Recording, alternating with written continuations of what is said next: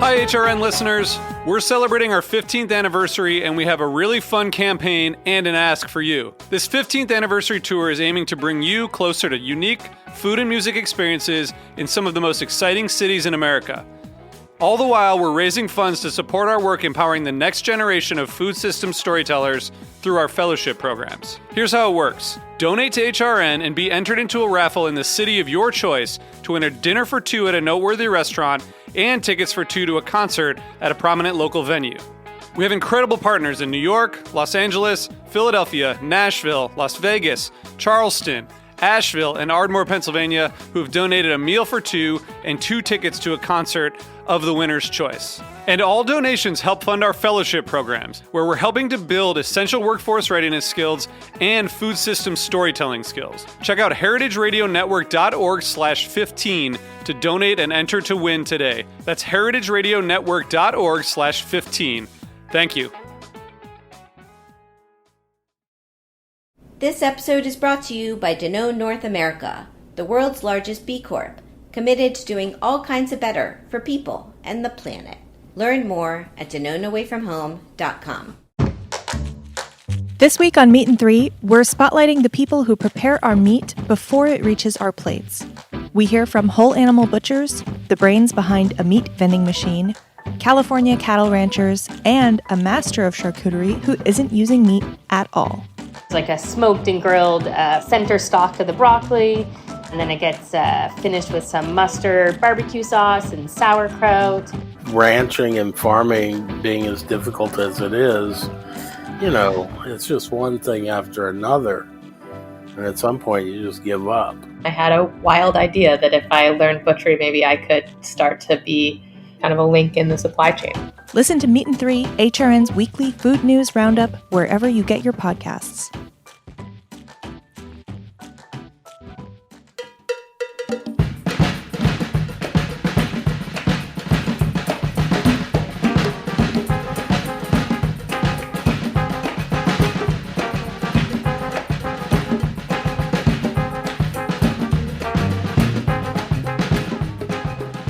Well, hello. Welcome to All in the Industry on Heritage Radio Network.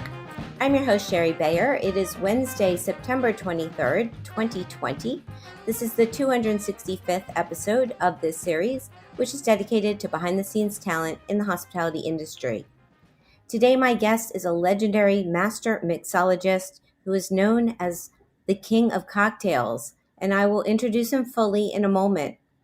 First, as I do on every show, I will start out with my PR tip, and then later we will have my speed round game, industry news discussion, solo dining experience, and the final question. As the founder of Bayer Public Relations, I'm going to tip the show off with my PR tip of the week. So today's tip is to fight for the things you care about, but do it in a way that will lead others to join you. This is a quote from the late Supreme Court Justice Ruth Bader Ginsburg, who very sadly passed away late last week. RBG inspired so many of us with her actions and words of wisdom. She said, "Be a leader and go after what you want," as she righteously did. She led by example and so adamantly fought for what she believed in to get us to where we are today. Thank you, RBG. You are notorious and will be greatly missed, and we hope we can carry on your fight and your legacy. That's my tip today.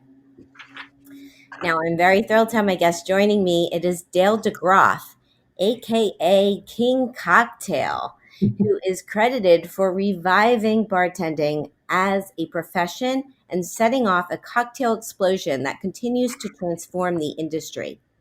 Dale is a founding partner of the award-winning Beverage Alcohol Resource. He's the founding president of the Museum of the American Cocktail, and his industry awards include the 2009 James Beard Wine and Spirits Professional Award, the 2009 Lifetime Achievement Award from Nightclub and Bar Magazine, 2008 Tales of the Cocktail Lifetime Achievement Award, and there's many more. He is the author of two best-selling cocktail books, The Essential Cocktail and The Craft of the Cocktail, and he just debuted his latest book, The New Craft of the Cocktail, Everything You Need to Know to Think Like a Master Mixologist. So, hi, welcome to the show, Dale. Hi, Sherry. I'm so glad to be on it. And what a great job you have. All those interviews. It must have been, it's just fascinating how many people Well, you've taking down this road. thank you. I mean, I'm honored to get to speak with so many leaders in our industry and you today. I mean, I don't know how I've gotten this far along and haven't had you on yet. So I'm thrilled. I'm thrilled to be talking to you. You are really a legend in our industry. So um, My I only regret, Sherry, is not being in your studio so I could have a great pizza right afterwards. I hear you. I miss that as well. So I'm glad technology at least can bring us together today. Yes. And I think I probably need like a 4 hour show to talk with you about everything you've accomplished in your whole career. But let's start out a little bit with your background and how you got into bartending and what led you eventually to the Rainbow Room. Sure. It's a big story, and I'll try to keep it brief. Really, what started the whole thing was when I left university and went to New York City on the spur of the moment, and that was huge because it took about 30 seconds to realize that life in the city of New York happens in its bars, whether they're in Midtown or their neighborhood bar or on top of a skyscraper or whatever. Just people's apartments were so small, and people really tended to drift towards their neighborhood bar, and that's where their extended family was and where they celebrated all their and mourned and did all the things that you do in life. And so I just was, and I had visited New York a lot, although that moment when you step off a train and you do not have a return trip ticket in your pocket and you're headed toward the Sloan House YMCA is a much different moment than when you go up for the weekend and you're hanging around with your best friend's older brother who owns an ad agency who's going to take you out for a big night in the town. When I stepped off that train that day in 1969 and walked out of the station and looked around, I saw a different New York City than I saw on my last weekend trip. Just massive buildings, and I wanted to know what was going on in all those buildings. And it was awe-inspiring and terrifying at the same time. It was just huge. But I did find friends quickly, and one of those was, as I said, this gentleman who owned an ad agency called Lois Holland and Calloway with his two partners, and they had an account called Restaurant Associates. And that was some plum account because it was some of the best restaurants in the world at the time. And Ron turned into kind of a teacher for his younger brother, my best friend, and I, who followed me to New York a year later. And we roomed together for a while because he took us to really fine dining restaurants we, in our wildest imagination, could never have afforded to go to. I'm talking the Four Seasons in the Seagram's building and the Forum of the 12 Caesars in Rockefeller Center and La Fonda del Sol in the Time Life building where the dinner was more than our rent. Right. But Ron, of course, was signing checks because these were restaurants on his account. And he taught us just by example how to treat bartenders, what to order and why. And, we introduced the foods that we would have never, ever, come across at that moment in our lives. So it was an extraordinary education for me to have. I'm considering the future, the profession that I ended up in at the time, and I didn't know I was trying to be an actor, Sherry. And if I Yeah. was smart, I would have gotten a job at a Broadway, theater. But I went and got myself a job at Howard Johnson's in Times Square as a dishwasher because that's all I could find on short notice, and I needed money. I remember that Howard Johnson's Yeah, that was was my still first. here when I didn't last long there. Then I ended up at a Gideon Bibles packing boxes to be mailed off to hotels. And then I did posters around town. I was a moving man. I was a chauffeur. Oh my God, Sherry, I had so many jobs. And then I ended up at the ad agency. And that was the best because I found myself at table with my future mentor, Joe Baum. Oh wow. So that eventually I mean you met him then, but then what transpired that you were able to get the opportunity to develop his bar menu and work with him. That was years later. It was years later. I mean, I went through all those crazy jobs I was talking about, and of course, I Yeah. always seemed to have a job somewhere in the restaurant business as a waiter. I worked as a waiter for years. I worked as a then my first bartending job, believe it or not, I was working as a waiter in one of Restaurant Associates restaurants called Charlio's, which later became a chain restaurant, sadly, but it was in Rockefeller Center. It was really special. It was a themed Irish bar, but it was really high end, and had a great bar and a fantastic dining room and beautifully designed. And people would come in just to do tours of the artwork around on the walls because they were all captions and photographs of famous people in history with their captions relating to food and beverage. And it was just a marvelous place. And I got my first bartending gig because I had finished my lunch shift, and the person who had bought this restaurant from Restaurant Associates, his name was well, it doesn't matter what his name was; it's not important. But his daddy was a big shot in the garment industry and gave a lot of money to different politicians, and so his son, owning this new restaurant in Rockefeller Center, got the gig at Gracie Mansion under the Beam administration to cater all the parties. And so a frantic manager came into the dining room as we were closing out lunch and said, "I need a bartender." And I raised my hand and lied and said I was a bartender.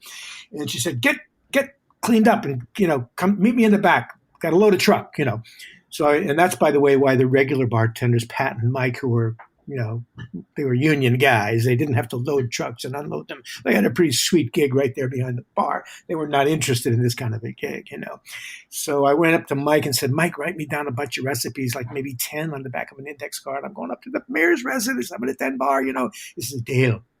Don't worry about it. It's going to be Scotch in the rocks or maybe vodka in the rocks, Perrier, Tab, Chardonnay. Don't worry, Dale. Don't worry." I said, "Please, Mike, please, Well, he was right, of course. I took my little index card, and never that night did I make a single thing. But that night at Gracie Mansion, when Mayor Beam was giving the keys of the city to Rupert Murdoch because he had just bought the New York Post, there I was behind the bar, this little tabletop, 6 foot long, and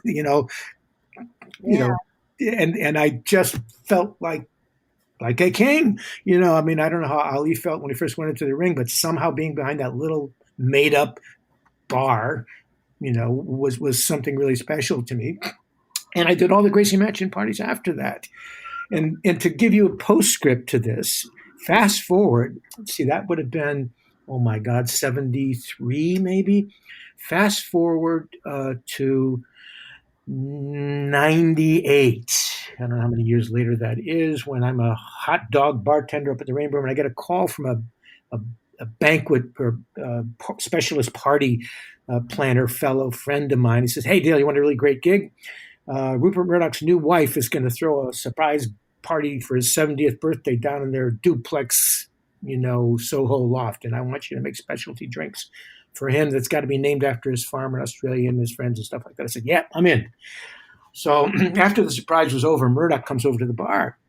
He says, "All right, yeah, I see you're the hot shit cocktail guy, right?" And I said, "Well, actually, Mr. Murdoch, our fortunes have risen together in this town." And I told him the story about being at Gracie Mansion my first day as a bartender. You got a bit of a kick out of that. He didn't drink much, and neither did his friends until after dinner. After dinner, let me tell you, we didn't leave that space until 8 o'clock the next morning. It was an extraordinary event.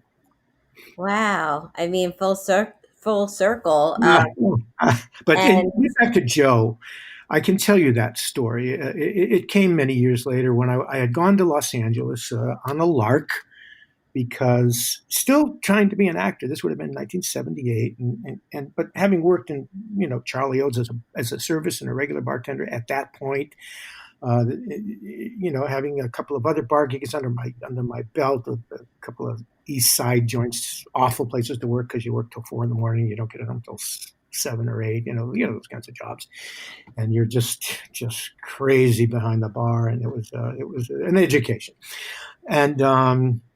So my building went co-op. I couldn't get the insider's price. So I said, "Up yours," to the landlord, bought a car, and packed up my girlfriend and my dog, Sally, and hit the road for Los Angeles. It took us 3 weeks to get there camping, lots of breakdowns. And finally I got there, and a friend of mine called me and said, Dale, they just fired the day guy over at the Bel Air Hotel in Stone Canyon. It's like one of the top hotels in the world. I said, well, in my dreams, but I'll go over there, and I hopped in my 69 Dodge Dart and drove over there and valeted it and walked over the little Swan Pond Bridge right into the bar. It's all bungalows and low. There's no big building. You don't walk through a lobby. And I just walked into the bar, and sure enough, there's this big, tall guy, an Irishman, looking very uncomfortable because he was the executive bartender and he was not supposed to be there. And I said, so I hear you're hiring for the day shift. And you could tell he wasn't used to this. There should have been something before this, a resume, something, but he didn't want to be back behind that bar. Where'd you work? I said, in New York at Charlie O's. Now, Charlie O's was pretty famous in those days because it was a Joe Baum Restaurant Associates place, and he'd heard of it. All right, come behind the bar here. Pour me a shot. Make me a sidecar. Now, in those days, even at a classy place like the Bel Air Hotel, to make a sidecar, you pushed a button on the gun and some sour mix came out, because that's the way America was in those days, And he said, come back in the morning and I'll give you a tryout. Black pants, white shirt, we'll supply the tie and the jacket. Well, that led to about 5.5 to 6 years of work of the most extraordinary, wonderful place I've ever worked in. And I have had such an amazing luck. I don't know, 4-leaf clover in my pocket. I've gotten the most amazing jobs, starting with Charlie O's and then this place and then the Rainbow Room and Quite a resume. That was a big, important moment. So I was there for a long time, and there's some great stories about that place. Then I went back. I met my wife out there, Jill, who's an artist, and both of my sons were born in Hollywood Presbyterian. This was a union job. I had insurance, which was pretty cool, And then the steward of the hotel, who had moved up to Berkeley, California, was opening a restaurant called Bucci's with his ex-wife, Amelia Bucci, and some other investors. And I said I wanted to be a part of it and run the bar and be a partner. And I went up there, but I needed to have a job while we're setting this whole thing up. And I was looking for a hotel job because they had insurance. But of course, 9 people had to die, and the list was 150 long to get those jobs. So it occurred to me that this wasn't going to happen. And I got a call from New York from a friend who said, Joe's hiring some new joint called Aurora. Needs a head bartender. If you get back here now, you might get the gig. So I left the kids and I left Jill, and I said, I got to do this. And I jumped on a plane and I went back. And I had my interview with Joe, and Joe said the famous words I will never forget. I want a 19th century bar, classic, the golden age of the cocktail. Can you do it? I said, yep. He said, all right. And I want you to go out and find a book called How to Mix Drinks by Jerry Thomas. As soon as the interview was over, I ran over to Fifth Avenue, right into the bookstores, not realizing that it was written in 1862, of course. Anyway, the last thing Joe said to me, because he remembered me, from the ad agency days, he remembered being at a table with me, and he knew that I knew Ron and what a good storyteller Ron was, and all the stories that went back and forth at those wonderful dinners, and that we. And the Sundays that we took part in, there was a drinking club at Charlie O's on Sunday afternoons that we participated in the season, the winter season. And he said to me, in the last thing, Dale, I want you to tell the stories. And then he walked out. Well, I get this gig, and I didn't have it, by the way. I'm studying these books, trying to figure out what it is I was supposed to have, what it is he wanted, and I got a little help from one of his partners named Michael Whiteman, and another one, and Michael's wife, Roseanne Gold, who's a wonderful chef. And Roseanne worked and did the small meals menu up at the Rainbow Room afterwards. She was also the chef at Gracie Mansion at the time. But they helped me and tasted my drinks, and they found some books for me. It was amazing. They were just a wonderful, wonderful help. And I didn't quite understand, Sherry, why Joe asked me to do this, because it was a 2-star Michelin chef from Paris with a menu that looked like Burgundy, with a love for the wines of Burgundy, a big champagne copper bucket at the head of this horseshoe bar. And I'm just trying to figure out to myself, what's the deal with these drinks, And about 6 months in, I've had all these wonderful people with Joe at the banquet right across from the bar, Milton Glaser and Dale Chilhooly, artists and restaurateurs and designers. And then one day, Benny Goodman pulls up a bar stool and says, I'm waiting for Joe Baum, And I'm like, what? So I found Ray Wellington, the wine master. He had been one of the cellar rats at Windows on the World and with Kevin. And I said, what's going on, Ray? What are all these people doing here? And Ray said, it's the Rainbow Room thing. I said, what Rainbow Room thing? Well, I hadn't heard anything about it, Sherry, but Joe was 1 year into a 2-year restoration of that beautiful supper club on top of Rockefeller Center in 30 Rock on the top 2 floors that were occupied, 64 and 65. 64 he had to redo completely because it wasn't part of the original Rainbow Room, and that became a huge fine dining, a private dining place, which ended up earning 2/3 of our income every year. And I thought, oh my God, I want a piece of this action, And I found Joe and I said, Mr. Baum, I'm following what you're up to over there at Rockefeller Center, and I had an idea for you.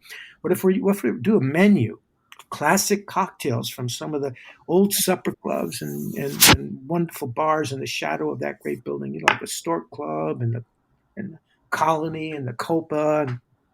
Anyway, he said, yeah, all right, I've done it before, but show me a menu, And he had done it before because he had done damn near everything before. So I put a menu together and he liked it, And then I had to go through another interview. And then 3 years into Aurora, we opened in 1987. And after that, a lot happened. It was a long and very interesting experience that really changed my life in a very positive way. Wow, amazing. I mean, there's so much content in there and the story, and I know you're giving the brief version. There are so many stories along the way. As you said, we'd need a few hours to get to those. Yeah. When did the shift in cocktails, like for craft cocktails, really come about, or what was it? Was it a gradual something gradual that you started implementing, drinks not using the soda gun, or like when did you? Can you pinpoint a time, or was it kind of the menu that you put together with the Rainbow Room? Sure. Well, you know what Joe said to me in that first interview I had with him as head bartender at Aurora was that he wanted classic recipes. He didn't want any mixes of any kind. There wasn't going to be a soda gun behind our bar, by the way. So I needed fresh lemon and lime juice, and I needed to learn how to make drinks with those things. But as I looked in the old books, I realized that we were sadly lacking in a lot of ingredients. They mentioned several different kinds of bitters, which had gone out with Prohibition or shortly thereafter. There were other spirits that were in some of these older cocktails, pre-Prohibition cocktails that didn't exist anymore. They were gone with Prohibition, and so it was a challenge. And I also, it's so hard to make people understand this, but in 1984, when I was working on this idea, 1984 and early 85, there were no cocktail menus in the city of Manhattan, Sherry. I know that sounds impossible to young bartenders today, but in fact, this was not the era of the cocktail at all. Right. This was Scotch on the Rocks, highballs, Chardonnay. It was that crowd. Martini in Manhattan, yes, absolutely. An occasional sour, but they tasted kind of crummy because you're using something out of the gun that's artificial. So, what needed to happen was so much, but Joe wanted fresh. He wanted everything real. And that's what I started working on. And that's what led to, at the Rainbow Room, this exploration of these older cocktails that really, in many cases, Sherry, hadn't been on a bar since before Prohibition, and some of them after Prohibition at some of the finer places around the country, but certainly not in the average run-of-the-mill place. And then when those bartenders died out, even then, by the time the 60s rolled around, you wouldn't find a Rainbow's Fizz anywhere except in New Orleans. You wouldn't find a Sazerac anywhere except in New Orleans. And you wouldn't find a Between the Sheets or a Clover Club or a Floridor, any of these drinks anywhere, let alone Yeah. They just didn't exist. I mean, my first menu, I have it with me right here at Rainbow. It was too big. I had to take it out of service 8 months in. The Algonquin, from the old Algonquin Hotel, the Americano Highball, the Between the Sheets, the Bronx Cocktail, the Coffee Cocktail, the Colony, the Flamingo, the Floridora, the Jack Rose, the Manhattan, the Margarita, the Moscow Mule, the Negroni, this is 1987, the Old Fashioned, the Peach Cobbler, the Pink Lady, Planter's Punch, Rainbow's Fizz, Sazerac, Sidecar, Stork Club, Southside, 20th Century. This was stuff nobody had seen. Yeah. Most of it anyway. And Amazing. so it was like, and I got 34 bartenders I got to teach how to do this, who have never heard of most of these drinks, And when we opened, there was no friends and family. We opened on top of that building to packed houses every night. And I realized my mistake very early on, that this menu that I just read you was too long and production was too labor intensive. And the bar was 4 deep all the time, and the bartenders wanted to hang me from the nearest light post. So I went down to Joe's office and I said, Joe, we got to cut this menu down, way down. I got to get some systems in place here. And this is something I should have done before we opened, but we had never done this stuff before, And I wasn't looking at this the way a chef looked at his menu. I hadn't learned that yet. I learned on the job. I was afraid he was going to fire my ass because the menu cost a fortune. And it was designed by Milton Glaser. And I'm asking him to take it out of service. I'm sure he thought he'd get at least a year out of it.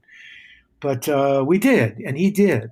And we did set up those systems. And 6 months in, we started making some of the best cocktails that anybody had ever tasted, And the draw was there were so many draws at the Rainbow Room. We had a Broadway and movie clothing designer do 36 different costumes for different parts of the Rainbow Room, going back to things like the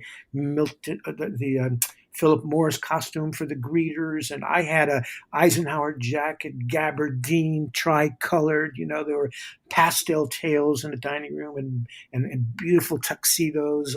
It's just so many, amazing costumes. Yeah. And then there was the dishes with tradition, Tornado's Rossini and Baked Alaska, and the drinks with tradition, which was equally important.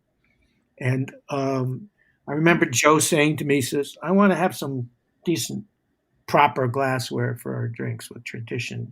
Go over to a place called Minner's Designs over on the east side. Talk to old men over there and find out what their old catalog has got in it, and come back and talk to me. So I go over there and I'm looking through what is their very old catalog from the 20s and 30s.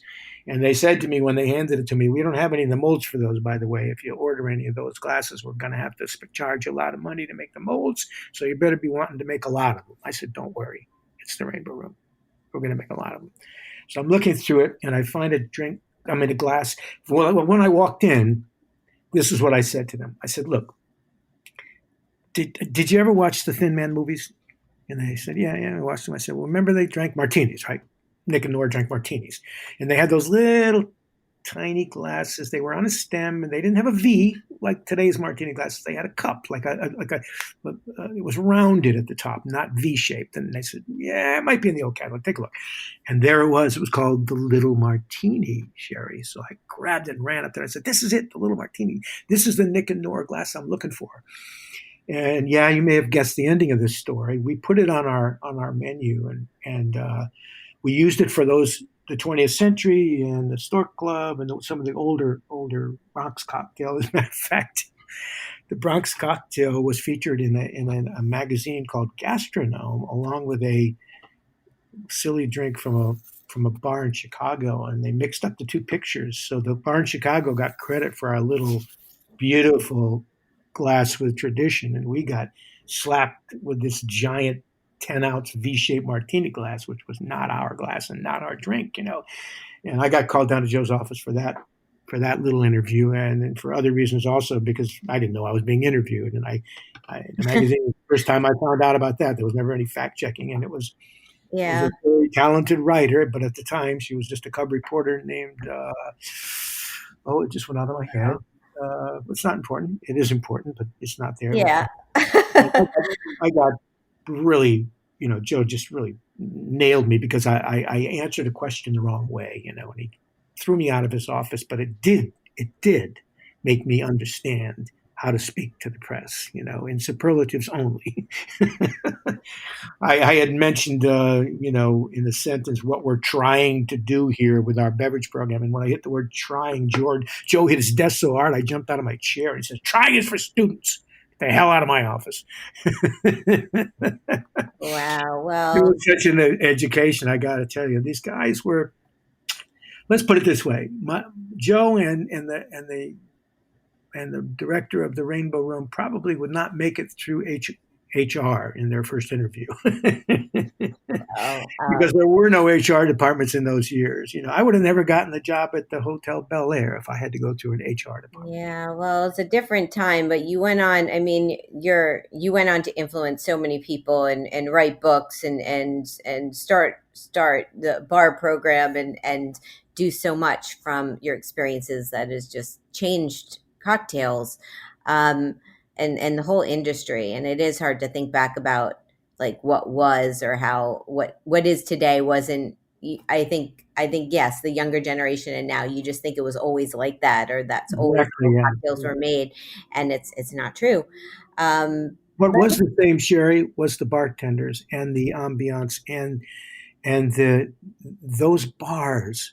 I mean, the bartenders were wonderful. I mean, they were storytellers, and they were not all of them, but lots of them. I mean, I had two of them to emulate while I was at Charlie O's, and that didn't change. Bars were still fun, wonderful places to be. Yeah. The drinks were good if it was within the small, repertoire.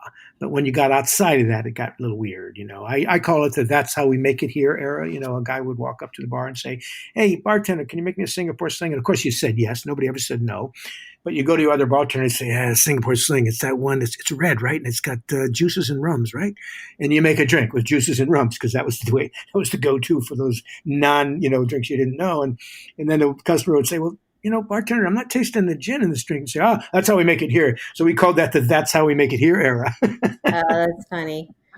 Knowledge, Let me ask you my question for my last guest. On episode 264, I had on Emily Elise Miller. She's the CEO and founder of Off Limits and the author of Breakfast, the cookbook, and the founder of Breakfast Club. So, of course, our question has to do with breakfast cocktails.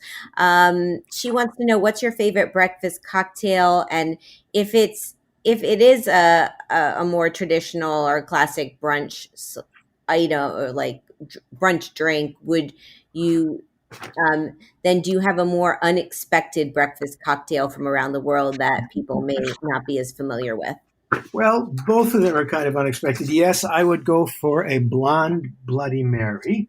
Ooh. Blonde Bloody Mary is there's a guy in Charleston, South Carolina, who's packaging and selling a yellow tomato Bloody Mary mix, which is totally awesome. And I would go for that. But if you wanted something non-brunch drink, traditional, I was thinking I would go to the Corpse Reviver number 2, which is a massively powerful drink, but was used as a morning drink back in Paris. It would probably in another era, and it was gin, Cointreau, Lillet, fresh lemon juice, shaken until it was icy cold, poured into a small cocktail glass, and then spritzed with a little bit of absinthe, real absinthe.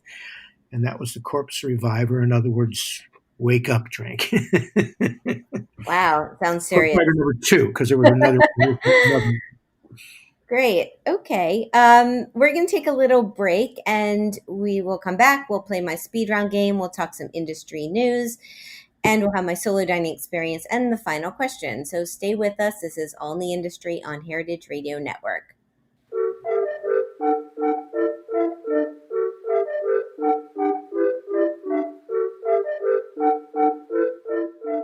Every time your customers eat and drink, they vote for the world they want to live in.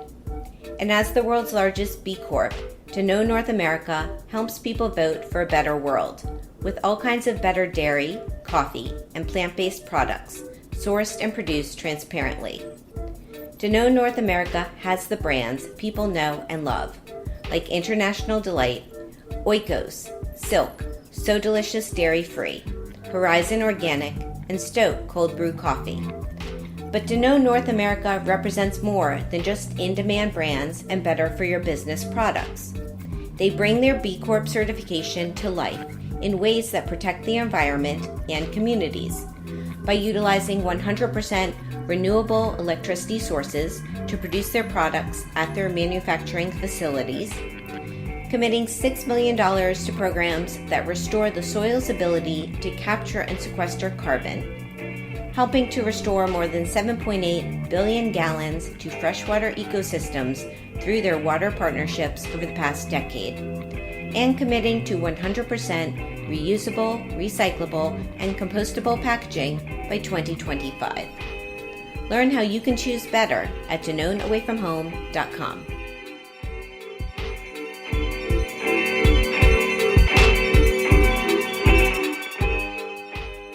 Welcome back to All in the Industry on Heritage Radio Network. I'm your host, Sherry Bayer, and my guest today is Dale DeGroff, the King Cocktail, who is credited with reviving bartending as a profession. And he has a new book out, The New Craft of the Cocktail, Everything You Need to Know to Think Like a Master Mixologist.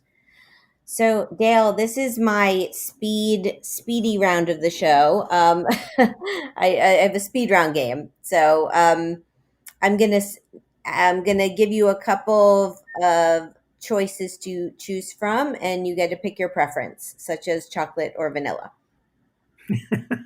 Oh, chocolate. Okay, there we go. So here's the game. Here we go.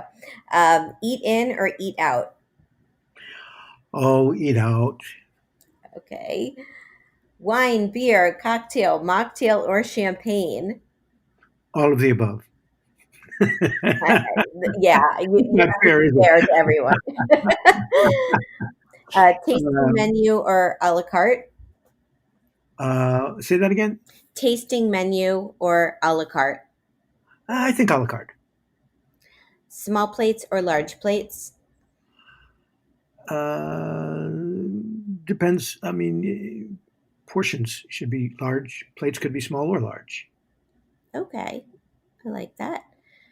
Communal table or chef's counter? Yes, community table. Wonderful.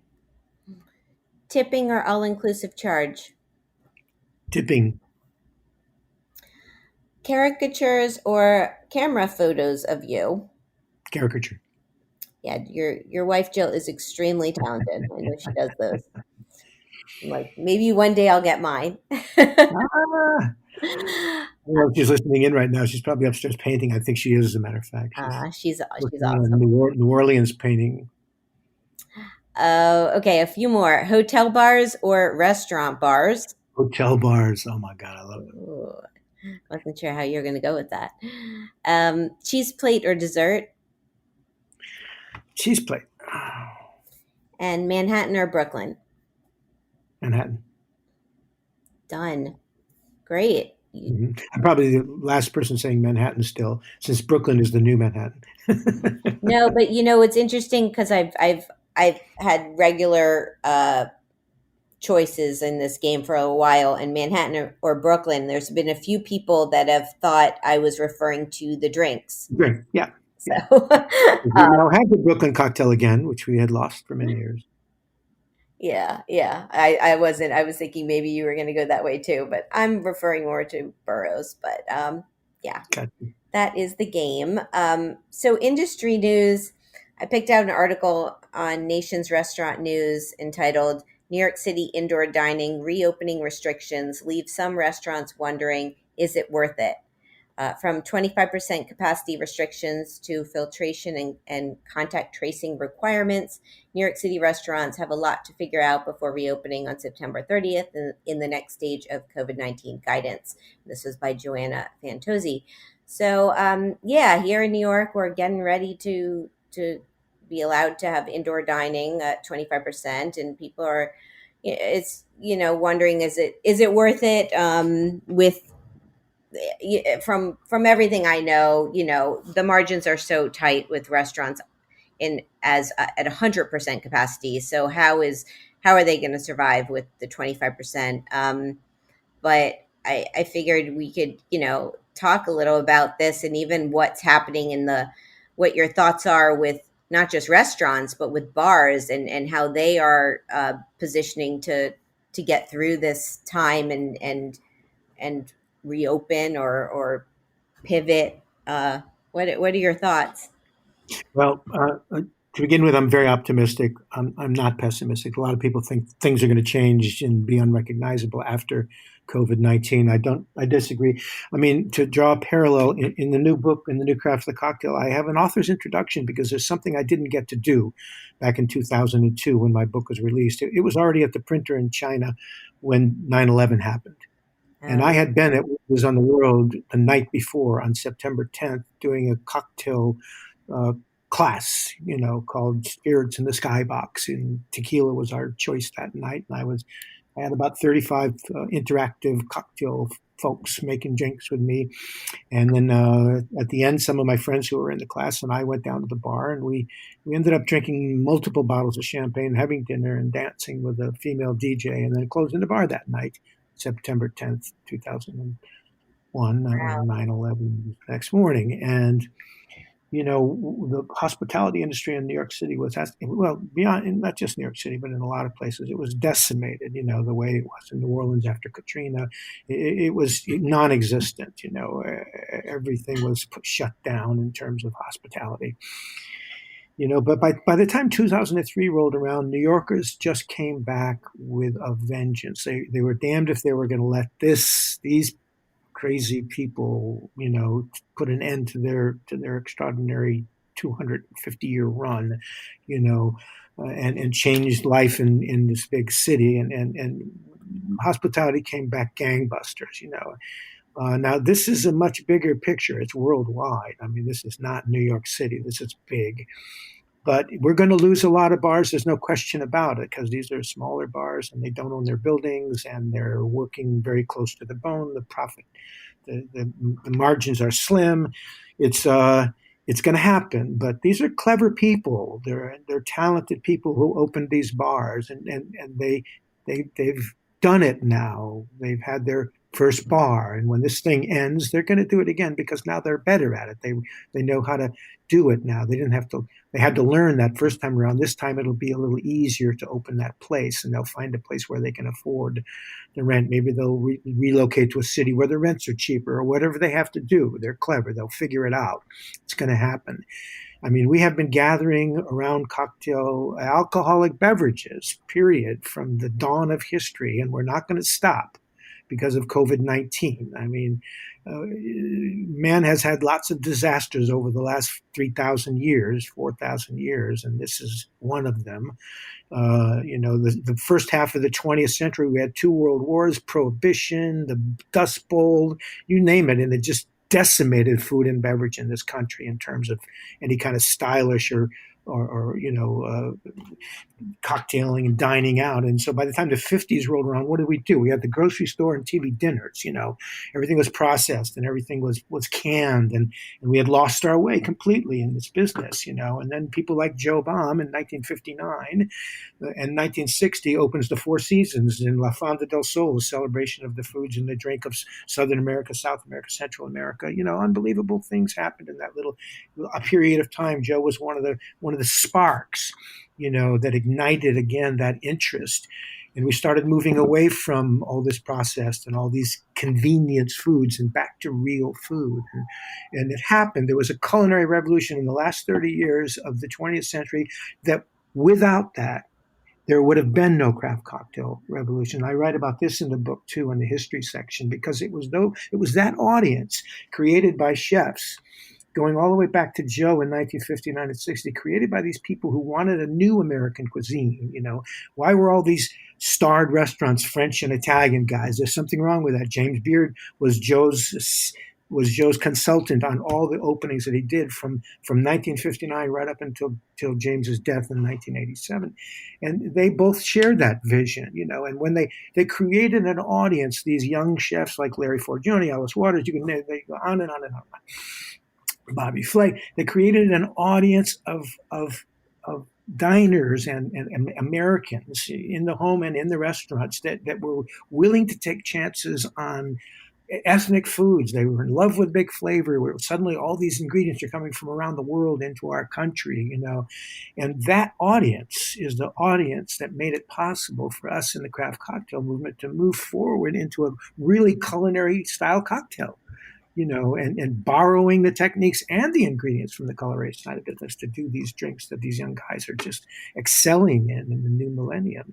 It's an astonishing thing.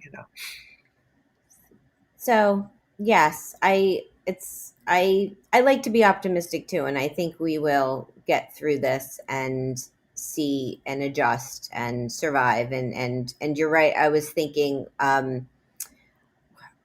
earlier stages of this pandemic, being in Manhattan and being around the city when restaurants weren't allowed, weren't doing full service outdoor dining yet, but just noticing that uh, there were restaurants where they turned the bar around if they could and started serving cocktails, curbside to people, because people, as you said, people want to gather, people want to be around each other, and the drink, it brings people together. So I think we will see. I think it's going to take a little time to get things back to uh, Yeah. uh, how it was, or what the new normal, or whatever it's going to look like. But I like that you have a positive spin on it, and I think that's a good way to look at it. Well, the bartending profession is a profession again, and these are not side jobs. These are people Yeah, who are in it for life. Now we're going to lose some people from the culinary and the beverage side of the business. There's no doubt about it. They have families, whatever they have to make a living. They're going to go into other areas, but a lot of them, I think, who have made it their profession are going to stay. And this new community, and I use the word community with bartenders, and it's a word I would have never used in the 70s, 80s, or 90s, because there simply was no community among bartenders. This was just a pretty lonesome occupation. right. We didn't gather in teams. There was no bar teams in the 70s and 80s, and 90s. Now there's bar teams. This is a different world we're living in, and it's much more interesting. And people are taking care of one another in a way that they never have before in this profession. Yeah, With things like it's true. Speed Rack and Helen David Foundation and all the money that big drinks companies are pouring into the United States Bartenders Guild to help these guys get through this. It's an amazing Yeah. thing. Yeah, and as Tales of the Cocktail is happening right now this week, they went virtual, and there's I was on their website. There's a ton of content that's available, and people have figuring out how to do events or to share information online, which It's is great. I've been great. following. I've been in Yeah. on it. And it's great. I love what they're doing. So, well, great. To stay tuned to see how things progress here in New York and beyond. I'm going to share my solo dining experience, which this week it's at Luke's Lobster, Brooklyn Bridge Park. So here's the rundown. The location: 11 Water Street, Brooklyn, New York City, I should say. The concept: sustainable seafood counter serving Maine style lobster rolls and more. The founder and CEO is Luke Holden, and the co-founder and CMO is Ben Coniff. And I met them both a really long time ago when they first opened in the East Village in 2009, their first spot. So why did I go? Well, I love a good lobster roll. My experience. So this is a couple Saturdays ago. I biked over the Brooklyn Bridge. It was a really glorious day. I parked my bike. I walked around a little bit. I was getting hungry, so I found their shack. I waited in a socially distanced line for about 5 minutes. I checked the menu, which was you could scan it off of a chalkboard board and check it out. And then I ordered up at the window. Then I waited about another 5 minutes for my name to be called and got my order. And I took it over to the park along the other side of the shack, Empire Fulton Ferry Park, and I ate outside on the grass. So what did I get? Well, I got a lobster roll with 6 ounces chilled wild caught lobster. I debated getting the smaller one, which is 4 ounces, but it was just $4 more to get the extra meat, so I went for it, and I'd say it was worth it. It came with potato chips, and I also got a bottled water. My take: it was delicious. It's a really great lobster roll. It's got an ample amount of fresh lobster, lightly dressed, perfectly toasted bun, really ideal casual meal. I'd say the ambiance is it's an outdoor shack. It's near the water by parks in Brooklyn, so it's a very nice way to have a little picnic. Perfect for seafood lovers. Interesting tidbit: Luke's proudly works directly with fishermen to handpick their best seafood. So they cut out the middleman, and it's worked really well for them. They have over 30 locations worldwide, and yeah, in 11 years they're everywhere now. They have several locations in Japan, which is pretty amazing. So, personal fun fact: afterwards, I biked home, and this time I went back over the Manhattan Bridge. The cost of my meal was $25. That's not including tax and gratuity. Would I go back? Yes, of course. Their website is lukeslobster.com. So, as I'm saying this, Dale, I'm wondering, what would you pair with a lobster roll? Oh, well, there's lots of good Rieslings that would go really nicely with a lobster roll. Oh, okay. Trimbach, some of those Alsatian Rieslings or a good California Riesling. I'd love that. And as a cocktail wise, there are lots of possibilities also. I think gin sour style drinks would be wonderful. South Side, a great drink from the 21 Club, which was a tall, sparkling gin sour with mint. There you Be go. a nice accompaniment to a lobster roll. And cut through the buttery bun with some nice sour citrus notes. Sounds wonderful. Gotcha. That's yeah, great recommendations there. So it's time for the final question. My next guest is David Nayfeld. He is the executive chef and co-owner of Kefico, which is an Italian taverna, and he also has Kefico Alimentari, and they're both in San Francisco's Nopa neighborhood. And David also recently launched a new podcast called The Main Ingredient. So, Dale, what would you like to ask David? Well, my mom's side of the family are from Calabria, and her uncles all came over, and we kept up all those old Italian traditions. We make soppressata every year. And I guess what I would ask him is, does he do any of the foods from Calabria on his menu? That wonderful Southern Italian cuisine that we all love so much in the red sauce world, and the things like soppressata, the slaughtering of the pig and using everything from the nose to the tail. That was my family's experience, and I just wonder if he's explored that cuisine, that Italian cuisine from Calabria. Awesome. I will find out. Yeah, that's. I look forward to talking with him, seeing what's happening over on the West Coast.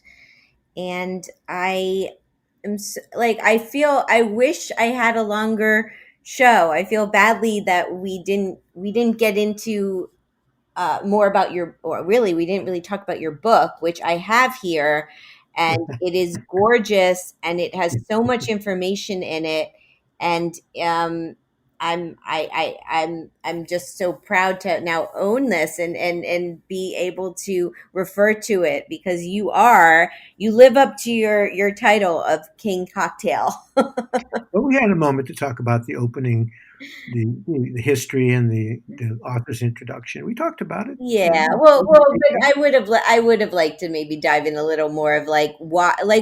Well, the question is why now? Did you feel it was time for a revival of the book? Well, most significant why was because Random House wanted to do it. Okay. That's a big help.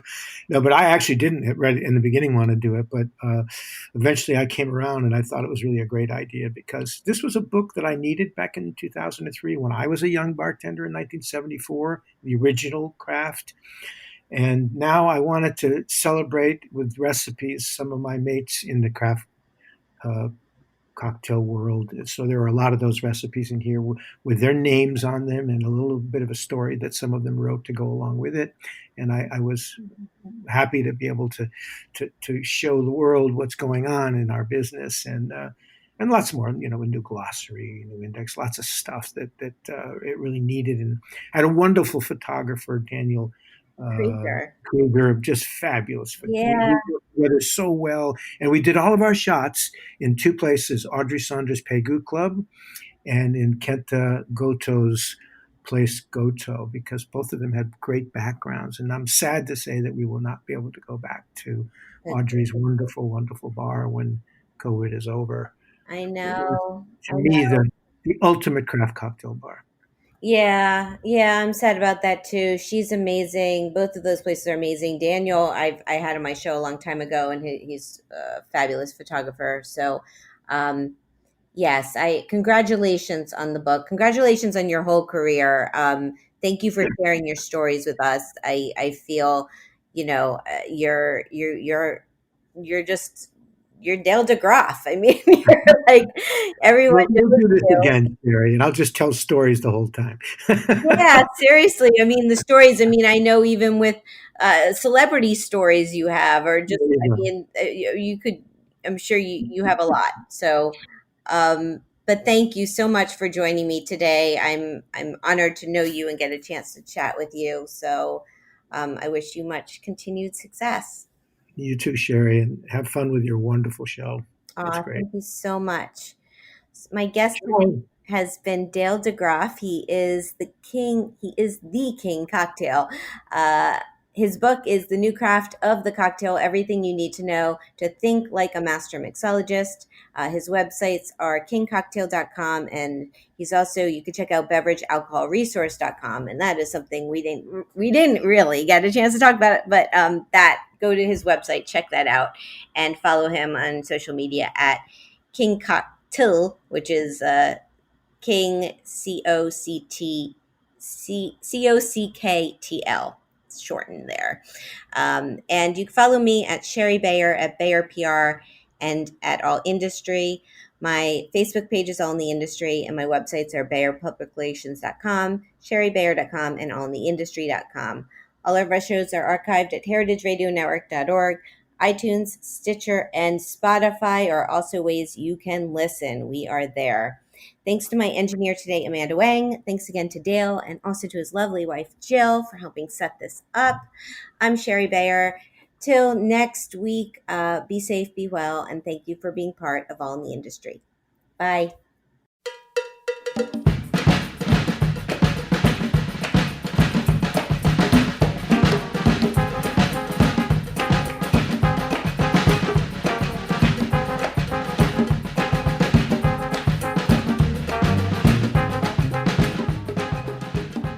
All in the Industry is powered by Simplecast. I'm Sherry Bayer, and you're listening to Heritage Radio Network, a member-supported podcast network broadcasting over 35 weekly shows live from Bushwick, Brooklyn. This year, HRN is celebrating 10 years of food radio.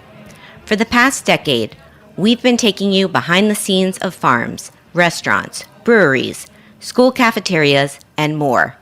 It's been 10 years, and we're just getting started. Learn more at heritageradionetwork.com. Hey there, I'm Lee Ullman here with some big news from the National Young Farmers Coalition. We're partnering with Heritage Radio Network on a special season of The Farm Report. It's all about what's happening with the Farm Bill and how it impacts farmers and eaters. I am growing diversified vegetables on land that's been in our family for 150 years. And so with the pandemic, gentrification, property values going up, we had to sell the land and we lost it. Join us as we uncover the untold stories behind this massive piece of legislation that shapes how we grow our food, what we eat, and so much more.